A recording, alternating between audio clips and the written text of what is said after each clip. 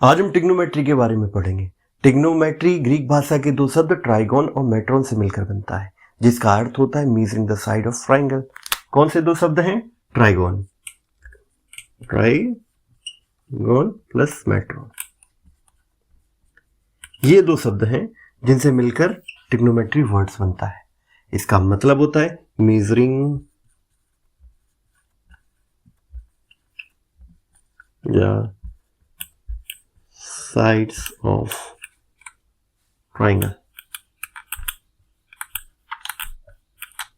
अब बात आती है कि ट्रिग्नोमेट्री का यूज हम कहाँ करते हैं। आज की डेट में कई सारे फील्ड्स हैं जिनमें ट्रिग्नोमेट्री का यूज करते हैं। मोस्ट कॉमनली हम जियोमेट्रिक्स प्रॉब्लम्स को सॉर्ट आउट करने के लिए ट्रिग्नोमेट्री का यूज करते हैं। जियोमेट्रिक प्रॉब्लम्स जिनमें ट्राइंगल इन्वॉल्व होता है, उनको सॉल्व करने के लिए हम ट्रिग्नोमेट्री का यूज करते हैं। इलेक्ट्रॉनिक सर्किट में यूज करते हैं।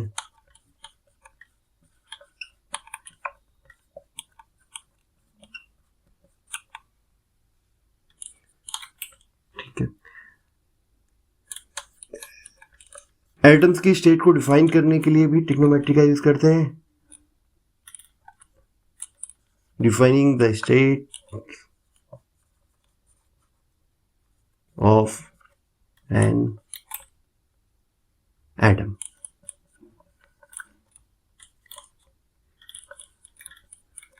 Measuring the heights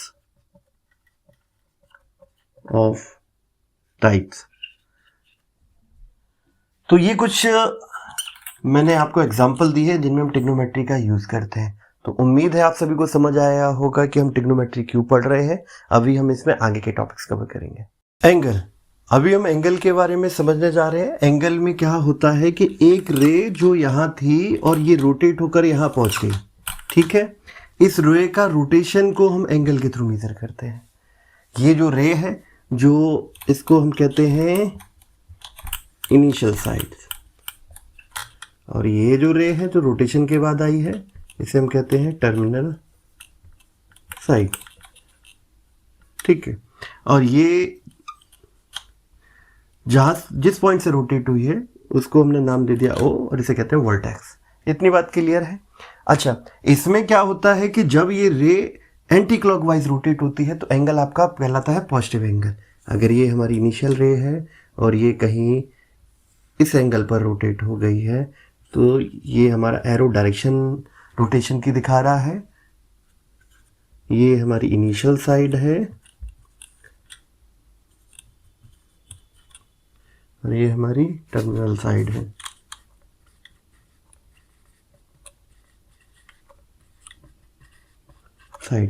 तो ये हमारा एंगल क्या कहलाएगा? Positive angle.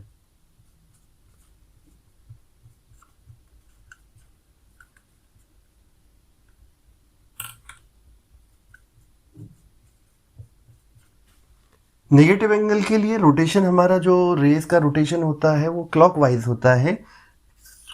नेगेटिव एंगल के लिए हम मान लेते हैं इस तरीके का कुछ रोटेशन हमारा हुआ है और ये रोटेशन नीचे की तरफ हुआ है और ये हमारा पॉइंट वर्टेक्स कहला देते हैं।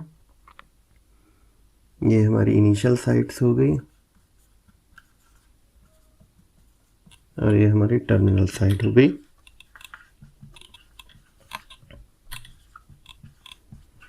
ठीक है। और ये आपका कहलाएगा नेगेटिव एंगल।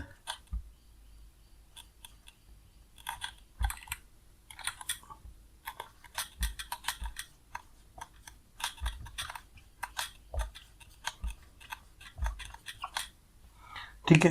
तो अभी हमने क्या समझा है? हमने समझा है अगर कोई रे का मतलब होता है कोई एक पार्ट्स ऑफ द लाइन जो एक फिक्स पॉइंट पर खत्म हो जाती है और एक डायरेक्शन में इनफाइनेटली मूव करती है। तो ये हमारी एक रे है जो रोटेशन के बाद यहाँ पहुँच गई। इनके रोटेशन को हम एंगल के थ्रू मेजर करते हैं और जिस पॉइंट पर ये रोटेट हो रही है उसे हम वर्टेक्स कहते हैं। बात क्लियर है? अगर ये हमारा रोटेशन एंटी क्लॉकवाइज है, ये एंटी क्लॉकवाइज हो गया तो एंगल आपका कहलाएगा पॉजिटिव एंगल। अगर ये हमारा रोटेशन क्लॉकवाइज है तो ये हमारा एंगल कहलाएगा नेगेटिव, क्लॉकवाइज है तो ये हमारा कहलाएगा नेगेटिव एंगल। इतनी बात क्लियर हो गई? ठीक है। अच्छा, यूनिट एंगल, अगर ये हमारा तीसरा केस क्या आता है कि अगर हम ये मान लेते हैं कि ये हमारा इनिशियल साइड है जो रोटेट होकर वापस टर्मिनल साइड जो है वो इनिशियल साइड के ऊपर ओवरलैप कर जाती है, यानी कि हमारी जो इनिशियल साइड है वही हमारी टर्मिनल साइड है, टर्मिनल साइड है। ये हमने पॉजिटिव, ये एरो का जो डायरेक्शन है ये हमारे रोटेशन का, ये एरो दिखा रहा है वो ये रोटेशन का डायरेक्शन दिखा रहा है। अभी हमारी जो इनिशियल साइड थी वो इस तरीके से कुछ घूम कर यहाँ पर हमारी जो टर्मिनल साइड, इनिशियल साइड यहाँ से घूमकर दोबारा यहाँ आ गई है, यानी टर्मिनल साइड और इनिशियल साइड ओवरलैप हो गई है। इस केस में ये जो हमारा रोटेशन होगा वो यूनिट एंगल कहलाएगा, जो रोटेशन मेजर होगा वो यूनिट एंगल होगा। यहाँ तक की बात क्लियर है? ठीक है। अच्छा, जो एंगल है, एंगल को हम नापते किस में? एंगल को हम डिग्री में नापते हैं, डिग्री मेजर में, और रेडियन मेजर में।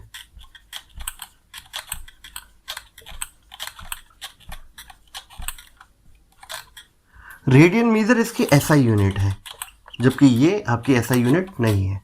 ठीक है, तो हमने क्या क्या देखा? हमने टर्मिनल के बारे में, हमने एंगल्स के बारे में समझा है। एंगल्स की आपका अगर रोटेशन एंटी क्लॉकवाइज है तो पॉजिटिव एंगल क्रिएट होता है, और रोटेशन हमारा नेगेटिव एंगल, अगर क्लॉकवाइज है तो हमारा नेगेटिव एंगल क्रिएट होता है।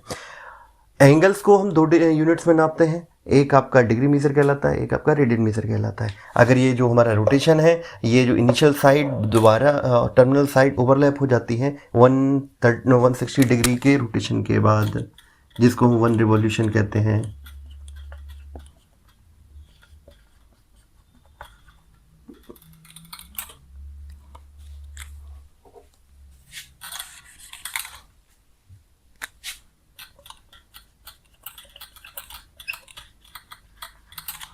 तो जो ये रोटेशन है वो 1 यूनिट कहलाएगा।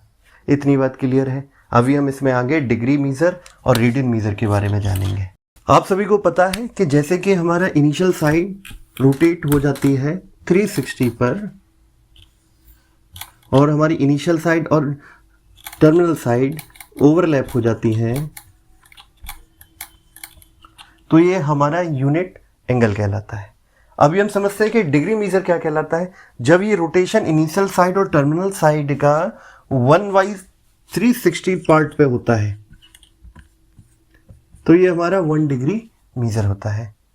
बात क्लियर है? यानी हम कह सकते हैं जब when the initial side 1/360 part पर रोटेट होती है तो ये हमारा 1 डिग्री के बराबर होता है। डिग्री को हम किस तरीके से लिखते हैं? डिग्री को हम कुछ इस तरीके से लिखते हैं, इस तरीके से। डिग्री आपका मिनट्स और सेकंड्स में डिवाइड होता है। Minutes 1 degree is equal to 60 minutes, और मिनट्स को हम लिख देते हैं कुछ इस तरीके से, और 1 minute is equal to 60 second हम सभी जानते हैं, 60 सेकेंड, और सेकेंड्स को हम लिख देते हैं कुछ इस तरीके से। ठीक है, ये तो हमारा डिग्री मेजर हो गया। अगर हम एंगल्स में कुछ समझने की कोशिश करें तो ये हमारी इनिशियल रे है और ये हमारी टर्मिनल रे है। ये कोई एंगल एग्जांपल तो 45 डिग्री बना रही है, और ये जो एरो है ये रोटेशन का डायरेक्शन दिखा रहा है, और हम डायरेक्शन से देख पा रहे हैं कि रोटेशन हमारा एंटी क्लॉकवाइज है, इसलिए ये पॉजिटिव एंगल है। दूसरे केस की बात करते हैं।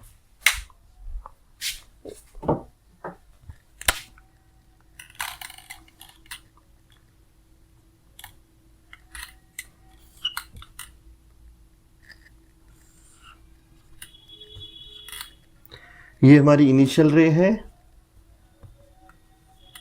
इनिशियल साइड से सॉरी, और ये हमारी टर्मिनल साइड है, और ये एंगल जो ये है ये आपका क्लॉकवाइज मूव कर रहा है, तो ये आपका 30 डिग्री हो गया। ठीक है, उम्मीद है यहाँ तक समझ आया होगा आपको।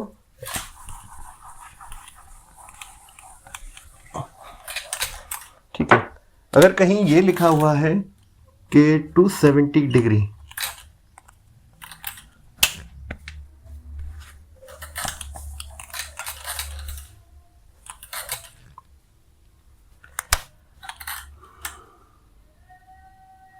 तो ये हमें अगर ड्रॉ करने के लिए बोला जाए तो ये किस तरीके से ड्रॉ होगा, एंगल जो 270 होगा तो ये हमारा पॉजिटिव एंगल है क्योंकि इसमें नेगेटिव नहीं लगा है।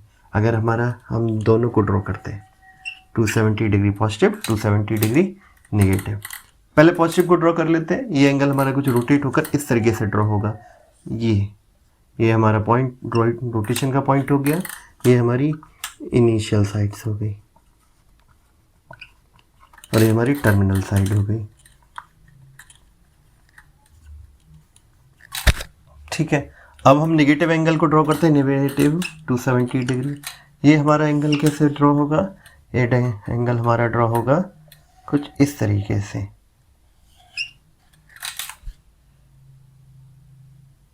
ये हमारा पॉइंट ओ, ये टर्मिनल, सॉरी ये इनिशियल साइड है हमारी,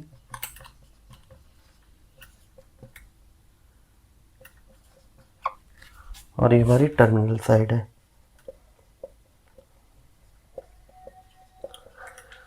उम्मीद है आप सभी समझ गए होंगे कि हम डिग्री मीज़र क्या है, डिग्री मीज़र को हम किस तरीके से लिखते हैं और डिग्री मीज़र के मिनट और सेकंड को कैसे प्रेजेंट करते हैं। अभी हम समझेंगे रेडियन मीज़र। रेडियन एंगल नापने की यूनिट है जिसे हम रेडियन मीज़र कहते हैं। रेडियन मीज़र को समझने के लिए हम एक यूनिट सर्कल ड्रॉ करेंगे। ये हमारा कोई एक यूनिट सर्कल है।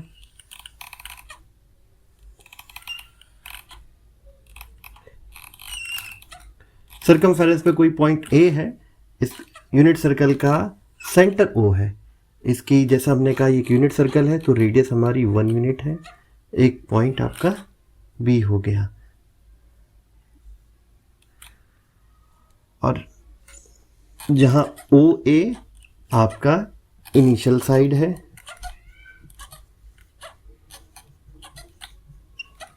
और ओ बी आपकी टर्मिनल साइड है।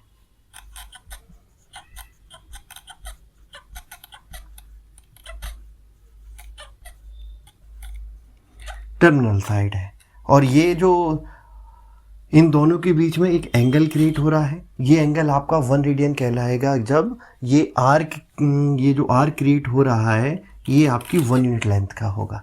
यानी कि हम इसको आसान शब्दों में कहते हैं, ये आर्क है जिसको अगर 1 यूनिट है अगर हमारी आर्क की लेंथ, तो ये यूनिट सेंटर के सेंटर पर एक एंगल क्रिएट करेगा जो आपका 1 रेडियन कहलाएगा। इतनी बात क्लियर है। अच्छा, दूसरे, ये हमारा फिगर 1 हो गया। दूसरे केस को समझते हैं। दूसरे केस में क्या है, ये हमारा एक सर्कल है, ठीक है, ये रहा, और ये लेंथ हमारी 1.5 है। ये हमारा एक यूनिट सर्कल है, ये हमारा ओ, ये ए, जैसा कि हमने पिछले फिगर्स में डिस्क्राइब किया, और ये वी। अभी जो ये एंगल होगा ये आपका 1.5 रेडियन होगा। ये एंगल आपका कहलाएगा 1.5 रेडियन। जैसा कि आप इन दोनों फिगर से देख पा रहे हैं कि जो इस सर्कल की आर्क की जो लेंथ है वो इक्वल है आपके जो सेंटर पे एंगल बन रहा है आर्क के द्वारा। ठीक बात है। अच्छा ठीक है, अगर मान लेते हैं ये 1 रेडियन कब कहलाएगा, आपका ये -1 रेडियन कहलाएगा जब ये क्लॉकवाइज मूव करेगा। ये हमारा कुछ इस तरीके से, ये हमारा आर्क हो गया और ये हमारा आर्क आपका 1 यूनिट का है। तो अगर ये एंटी क्लॉकवाइज मूव किया है तो ये हमारा एंगल आपका -1 रेडियन हो जाएगा। तो अभी हमने 2-3 चीज़ों को क्लियर किया। पहली बात एक ये, अगर कोई यूनिट सर्कल है जो आर्क, जिस पे एक आर्क क्रिएट हो रहा है और इस आर्क की लेंथ 1 यूनिट है और सेंटर पर कोई एंगल के ये आर्क क्रिएट कर रहा है तो ये एंगल आपका 1 रेडियन कहलाता है। ठीक है। दूसरी बात हमने मेज़र की क्या, कि जो आर्क की ये जो लेंथ है और जो सेंटर पर एंगल क्रिएट हो रहा है वो दोनों इक्वल है। ठीक है। तीसरे पॉइंट की बात करते हैं। अगर मान के चलते हैं ये, जैसा कि हमने कहा, ये हमारा तीसरा फिगर, ठीक है, ये ओ है और यहाँ का, ठीक है। इन दोनों में आपने एक चीज़ नोट की, यहाँ हमारी लेंथ 1 यूनिट थी, हमारा जो एंगल था वो आपका 1 रेडियन था। यहाँ हमारी जो आर्क की लेंथ है वो 1.5 यूनिट है और हमारा जो एंगल क्रिएट हो रहा है वो 1.5 रेडियन है। थर्ड केस में यहाँ अगर हम एंगल की बात करें कि यहाँ एंगल कितना होगा और आर्क लेंथ कितनी होगी तो हमें कैसे पता चलेगा। इस चीज़ को समझने के लिए अगर आप ये मान लेते हैं कि ये जो आपका इनिशियल साइड थी जो आपका 360 रोटेट होकर आपकी टर्मिनल साइड आपकी इनिशियल साइड पर ओवरलैप हो गई। ठीक है, अगर ये ओवरलैप हो जाती है तो जो आर की लेंथ होगी वो सर्कल के सरकमफेरेंस के बराबर होगी। यानी कि अगर हम आर की लेंथ सरकमफेरेंस अगर हम बात करें तो कितना होता है, सरकमफेरेंस होता है आपका, ये सरकमफेरेंस सर्कल का ये होता है आपका 2πr। जैसा कि हमने बताया हम कि यूनिट सर्कल की बात कर रहे हैं, और ये आपका यूनिट सर्कल के केस में आर जो रेडियस होती है वो r1 है, तो ये हमारा सर्कमफेरेंस हो गया आपका 2π इसकी जो आर की लेंथ है वो आपकी 2π है। जैसा कि हमने कहा कि जो आर की लेंथ होगी वही आपका एंगल क्रिएट हो रहा है, तो इस केस में जो एंगल क्रिएट होगा वो आपका 2π होगा। इतनी बात क्लियर हो गई। ये सारी बातें हमने यूनिट सर्कल के बारे में कही। हम मान लेते हैं कि अगर हमारा सर्कल यूनिट सर्कल नहीं है तब इनके बीच में क्या रिलेशन बनेगा। यहां समझ लेते हैं, ये हमारा कोई सर्कल है, इसका सेंटर O है, रेडियस R है और एक R क्रिएट हो रहा है जिसको भी हम R लेंथ का मान लेते हैं। ठीक है, एक O और B। ठीक है, और ये हमारा कोई एंगल क्रिएट कर रहा है। अगर कोई सर्कल है जो यूनिट सर्कल नहीं है और जिसमें रेडियस R है और लेंथ भी हम मान लेते हैं R की जो लेंथ है वो रेडियस के इक्वल है, तो जो आपका एंगल क्रिएट होगा सेंटर पर वो भी आपका 1 रेडियन ही होगा। क्या होगा? 1 रेडियन। तो इन दो बातों से जो हमने अभी अभी देखी कि अगर हमारा जो सर्कल की रेडियस है और आर की लेंथ इक्वल है तो जो एंगल क्रिएट हो रहा है वो 1 रेडियन है। दूसरी बात हमने जो पता की थी वो ये पता की थी अगर यूनिट हमारी आर की जो लेंथ है और जो एंगल क्रिएट हो रहा है सेंटर पर वो एक बराबर है। इन दोनों से अगर मैं बात करूं तो ये चीज़ को समझा जा सकता है कि अगर ये कोई हमारा सर्कल है, सर्कल थोड़ा टेढ़ा हो गया मेरा, इसको थोड़ा ठीक कर लेते हैं।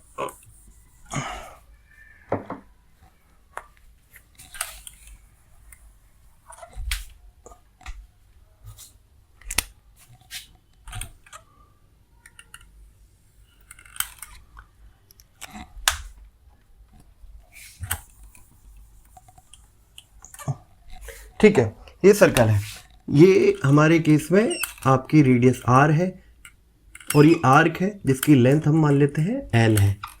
ठीक है, एक एंगल क्रिएट हो रहा है जिसे हम थीटा कह देते हैं। ठीक, और ये आपका सेंटर O है। तो जो दो निष्कर्ष हमने निकाले थे, पहला निष्कर्ष मैं फिर से दोहराता हूँ, पहला निष्कर्ष ये था कि अगर हमारा जो r की लेंथ है वो सेंटर पर जो एंगल क्रिएट कर रही है वो दोनों बराबर होंगे। दूसरा हमारा कंक्लूजन था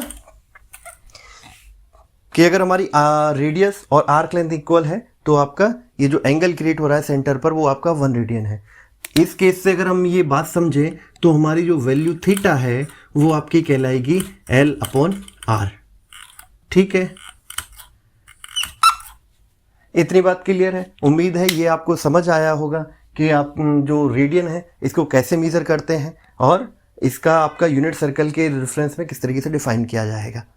इस वीडियो में इतना ही। आगे के वीडियो के लिए चैनल से जुड़ें। अगर ये वीडियो आपको हेल्पफुल रहा है तो इसे शेयर करें। धन्यवाद।